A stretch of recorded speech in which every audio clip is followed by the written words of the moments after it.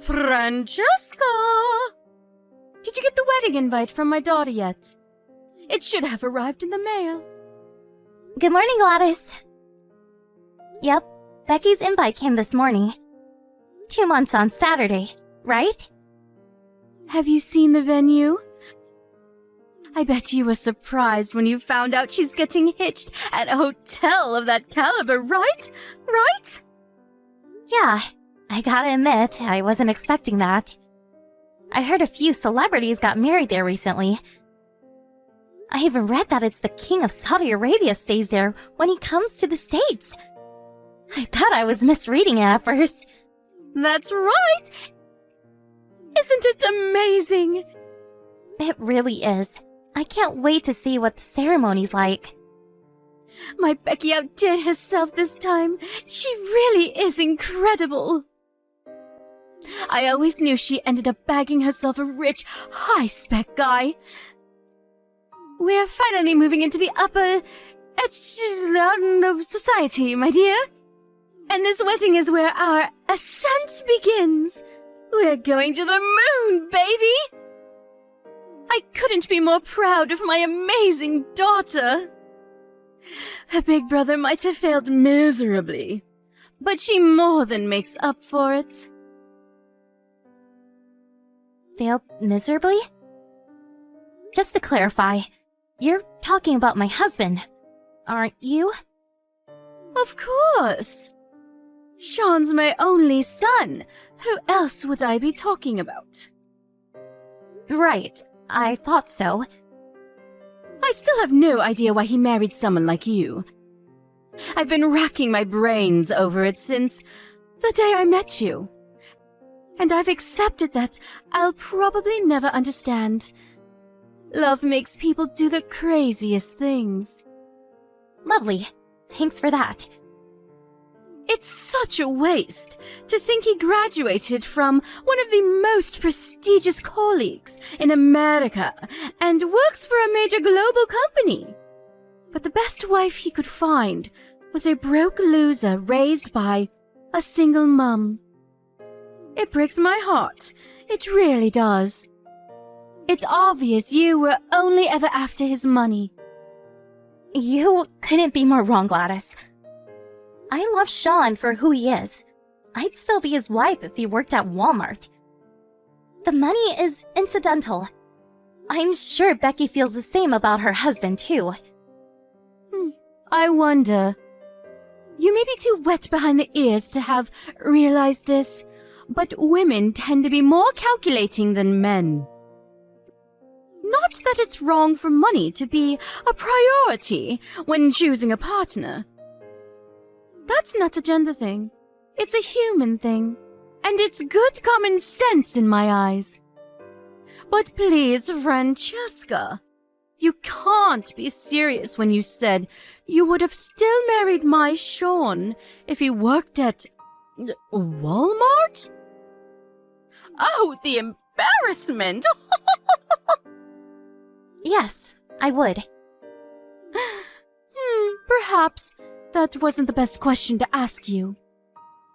You can say whatever you like. Now you already have your grummy mitts on the pot of gold at the end of the rainbow. It doesn't matter, though.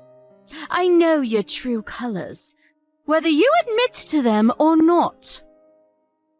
In any case, I don't acknowledge you as my son's wife, and no children you bear will be part of this family. You're the cursed spawn of a single mother, and we don't need dirty poor people blood tainting our proud lineage. You do well to remember that, Francesca.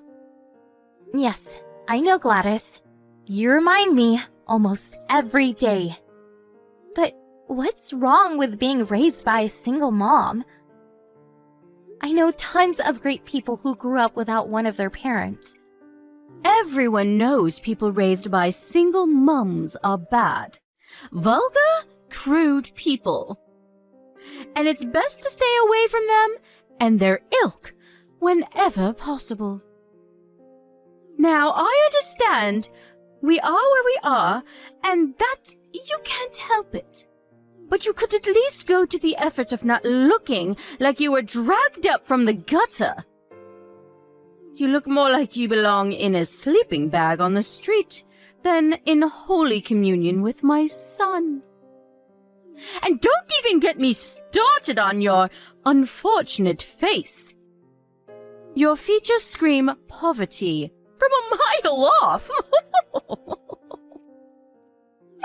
My family, on the other hand, our faces give off an air of refinement and sophistication.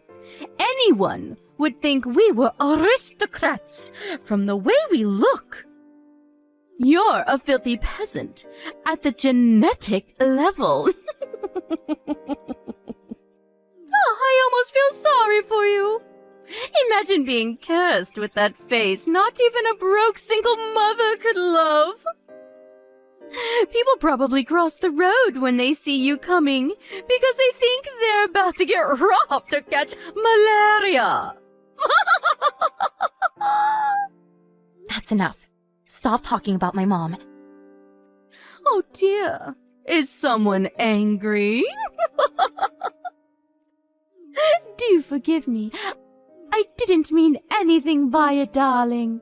You know how me and you love to tease each other. Still though, no kids after 3 years of marriage? Forgive me if this is inappropriate, but is there any chance my son's fed up of looking at your brute face every day? Gladys, this level of rudeness is totally uncalled for.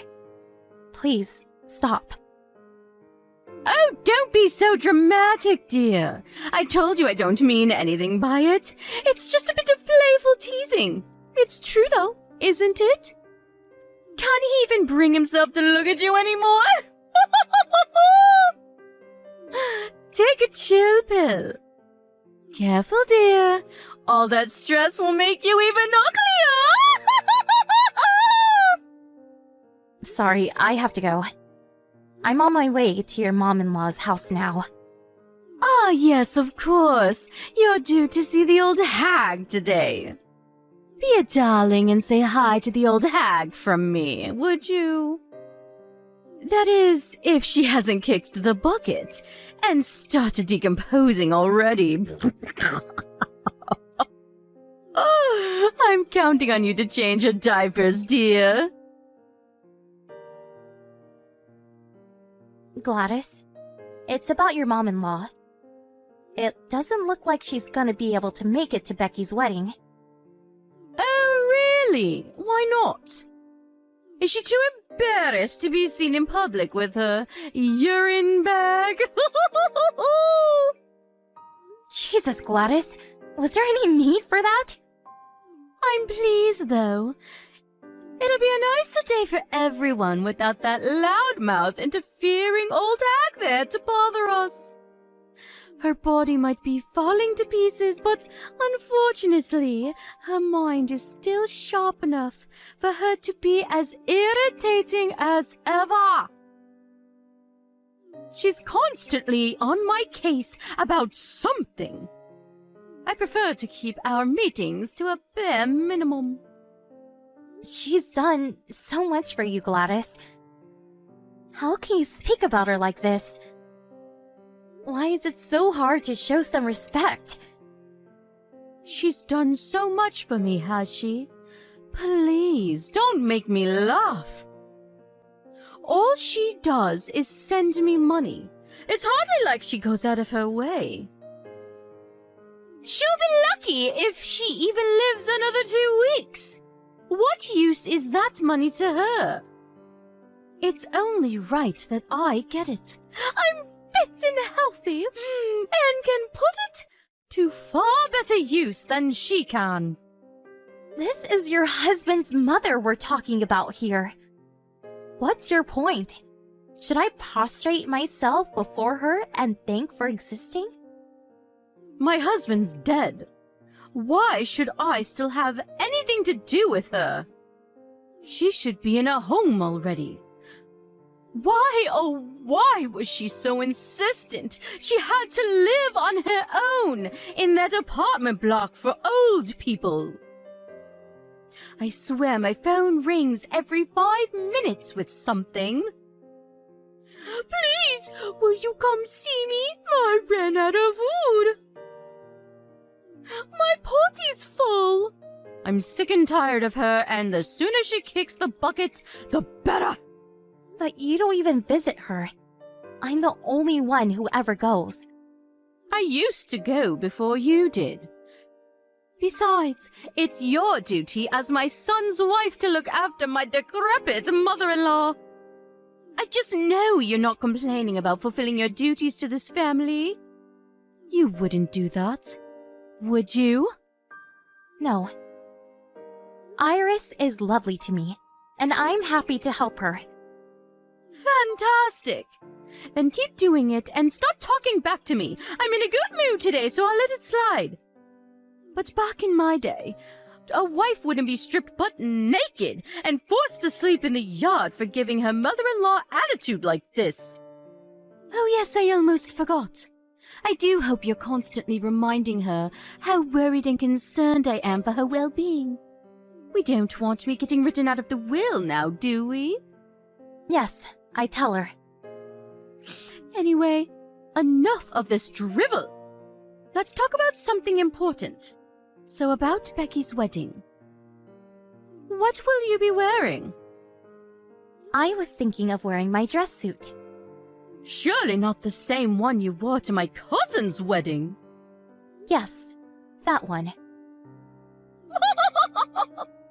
You silly girl. We're moving up in the world now.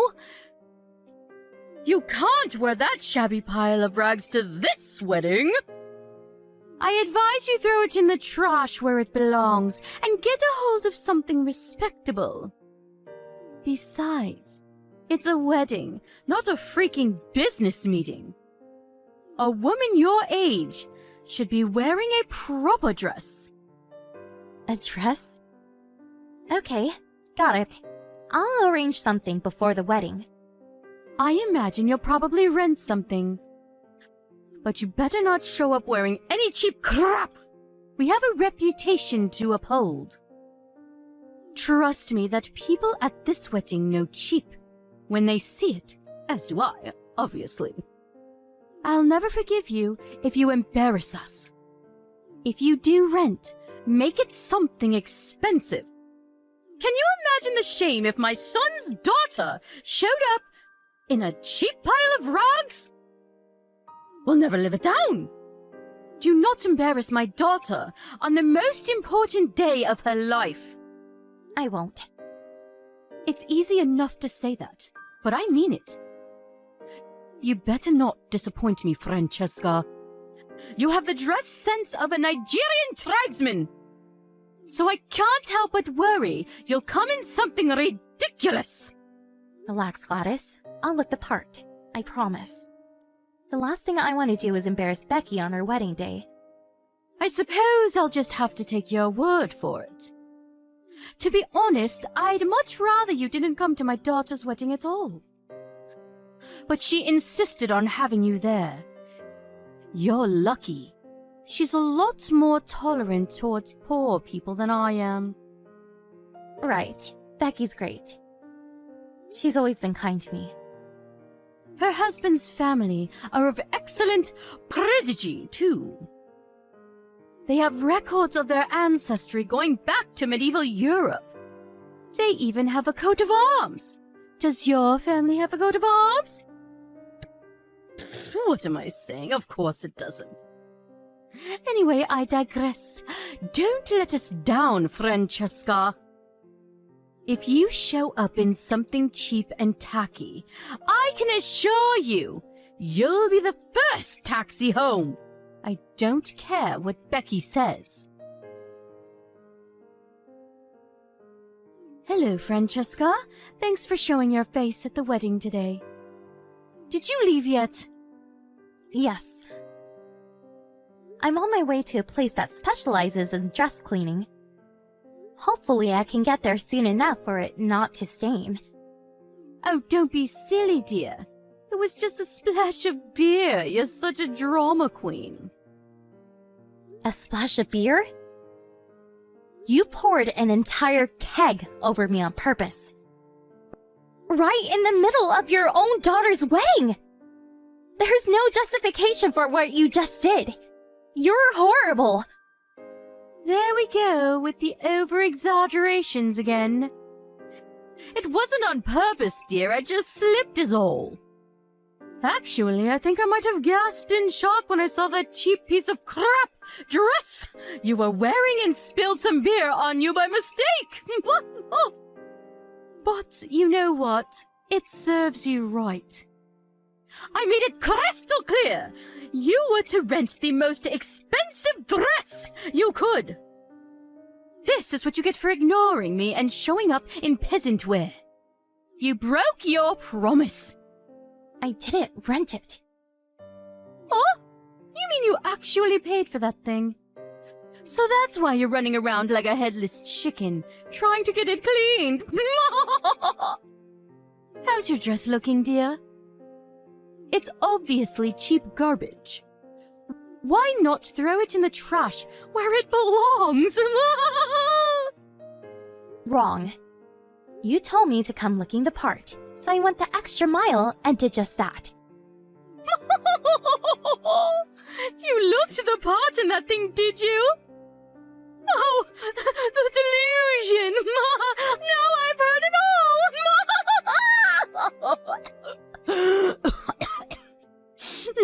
Go on then, tell me, how much did it cost? 100?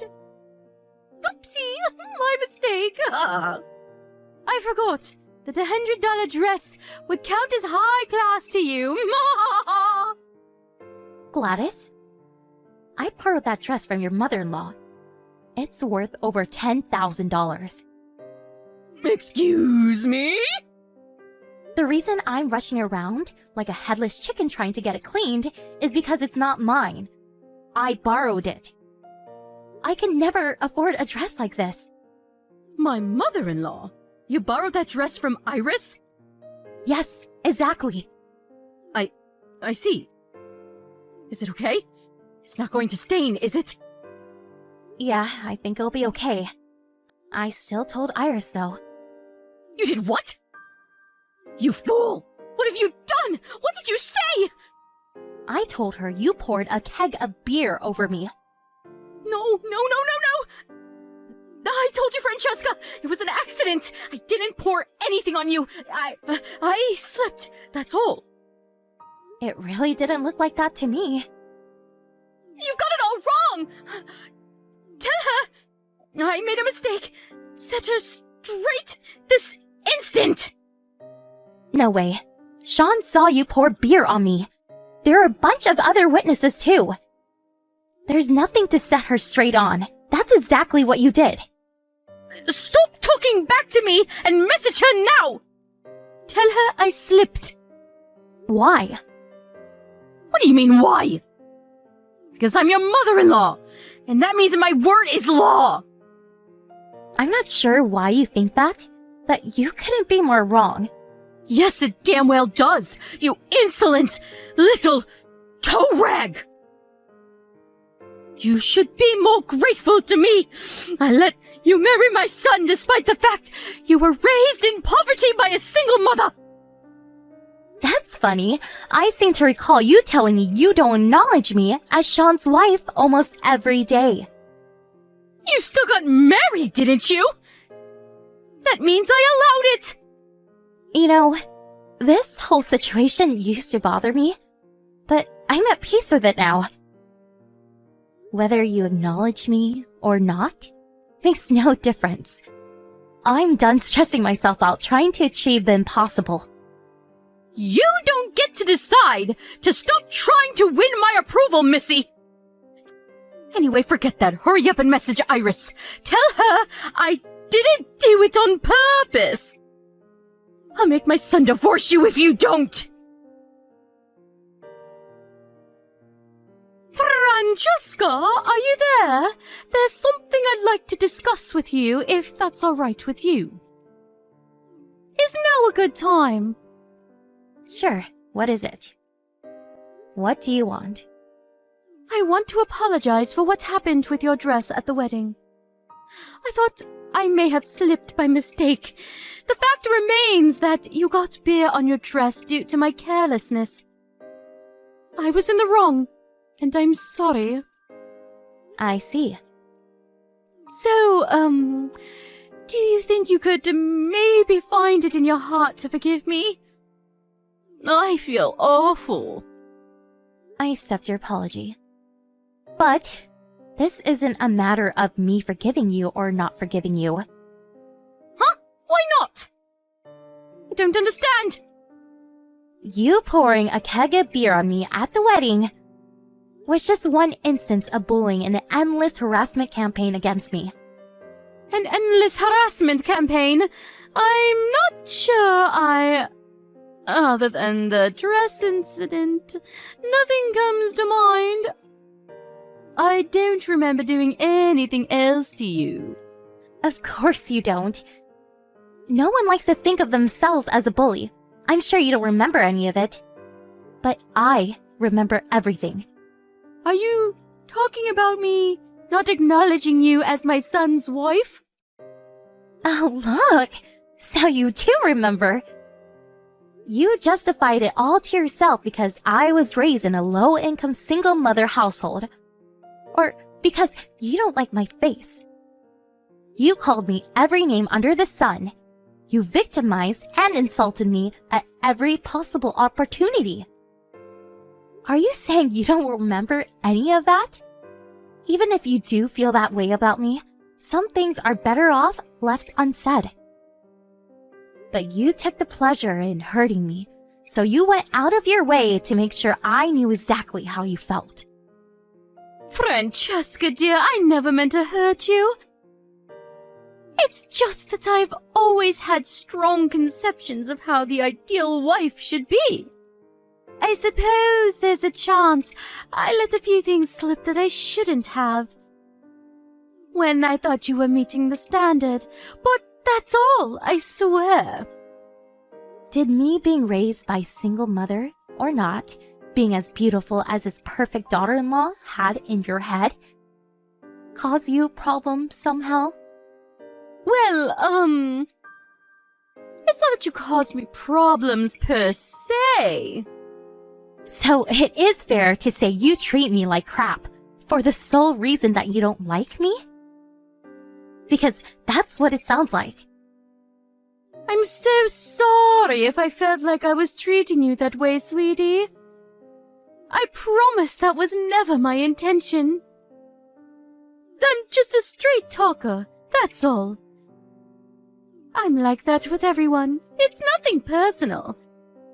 I never tried to hurt you on purpose, not once. Really? It's funny. You say you're like this with everyone, but you're always super polite and reserved when your mother-in-law's around. Like butter wouldn't melt. It's almost like you're a different person. Despite the fact you speak about her with nothing but malice and contempt behind her back. Old hag this, decrepit old that. It seems pretty obvious to me that you're not so straight talking with everyone. And you know full well who you can get away with treating like crap and who you can't. Wait, did you tell Iris I said those things? Is that why she cut my money off all of a sudden? Nope. You really think I could tell her something so horrible? Don't get me wrong. I think she has a right to know. But she'd be so crushed I could never bring myself to do it. Wait a sec. Are you apologizing to me because Iris cut your money off? Oh dear, it's not like that, I swear. I'm apologizing because I feel truly awful about everything I've done, Francesca. I'll never utter a negative word about anyone from now on. Can we just all get along? You make me sick. You wanted nothing to do with your mother-in-law until now. You spoke about her with hatred and contempt and forced what should have been your duties to take care to her onto me. Now she cuts your money off and you're suddenly nice as pie. Whether you apologize to me or not makes no difference to how she feels about you. Why not? Because she knows what you really think about her. Huh? She might not know what you say about her behind her back, but she told me she's had a feeling you hate her for a long time now. Think about it. She's been giving you money every month for years now. In spite of that, you literally never visit her, and you keep contact to an absolute bare minimum. Don't you think that's a little messed up? How could it be messed up? You're my oldest son's wife. Looking after my mother-in-law is your duty. I'm hardly a spring chicken anymore, dear, and looking after her isn't light work. It makes far more sense that someone young and sprightly like yourself do it. You were sprightly enough to go on holidays and to concerts with the money she gave you. Fine, you win, okay? I'm the bad guy. Please, will you stop attacking me now? I won't be able to get by without that money from my mother-in-law. My husband's not around anymore, and his inheritance is all but gone. I heard he left you a lot of money. The fact it's almost gone can only mean you wasted it all on frivolous crap. Francesca, please, I'm sorry for everything. I accept I'm in the wrong. There's no excuse for treating you the way I have. I'm sorry I was so mean to you. I'll never do it again, I swear. I apologize from the bottom of my heart. I'll even start looking after Iris again. Please, will you talk to her for me? She'll listen to you, dear. Will you make her see sense? But she has seen sense, Gladys. That's why she cut off your money. As for me, I want nothing more to do with you. Sean and Becky told me they're happy for me, never to speak to you again, too. I'm done putting up with your crap and doing everything you tell me. Don't be silly, dear. How is never speaking to me again going to work?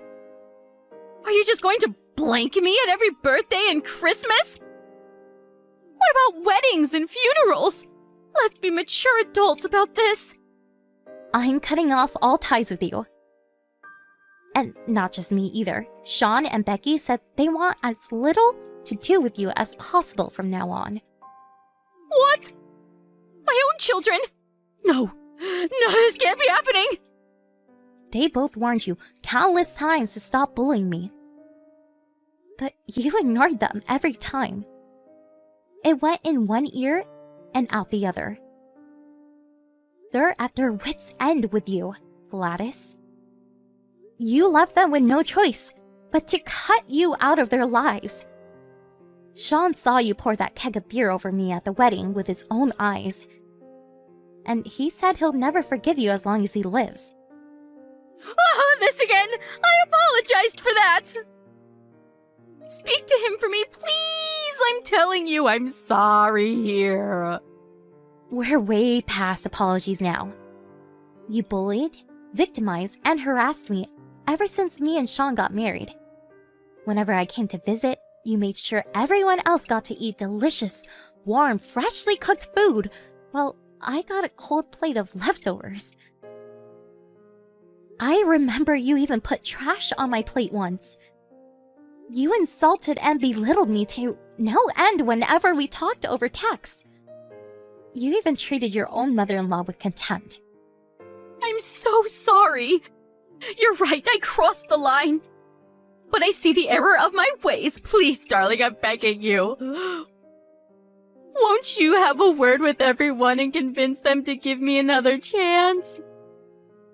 You're the only one who can help me now. I'll acknowledge you as my son's wife and a part of this family. I'll never be mean to you or anyone else again. Like I said, too little, too late. Whether you acknowledge me or not makes no difference. Even if you told Sean to divorce me, he wouldn't listen to you. I realized a long time ago, I don't need the approval of the likes of you. No. How am I supposed to get by on my own? You have no idea how much I needed that money for my mother-in-law. My pension and what's left of my husband's inheritance aren't just going to cut it. I'm begging you, please give me one last chance. At the very least, please convince Iris to forgive me. If you're well enough to do things like go on expensive holidays and bully me, you're well enough to work. I advise you put that energy of yours to more productive use from now on by getting a job. I no longer acknowledge you as my family. So I'd appreciate if you stop thinking me as your daughter-in-law. Gladys messaged me countless times with groveling apologies after that. But she was annoying me, so I blocked her. I hope I never see her again for as long as I live. Sean and Becky told me they got a bunch of groveling messages begging them for money when she realized her mother-in-law was cutting off the financial support she'd been sending every month. But needless to say, being completely sick of their mother's disgraceful behavior, they both refused to give her a cent. I heard Gladys, begrudgingly, found part-time work after realizing it was a choice between either that or homelessness.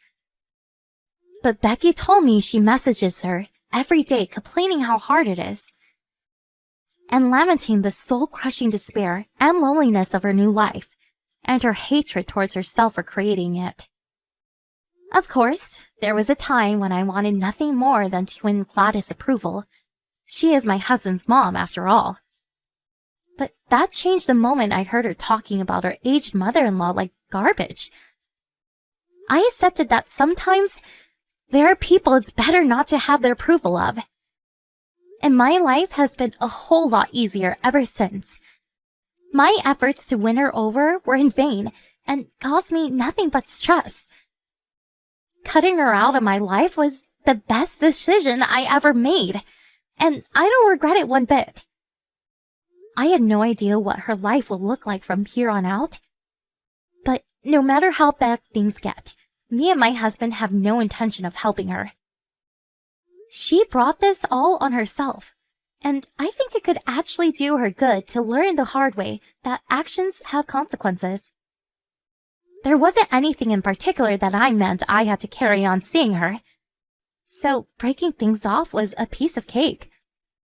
It's amazing what a breeze life can be when it doesn't have toxic people in it.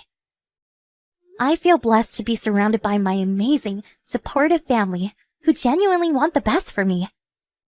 Here's a shout out to my husband Sean, my sister-in-law Becky, and let's not forget Iris.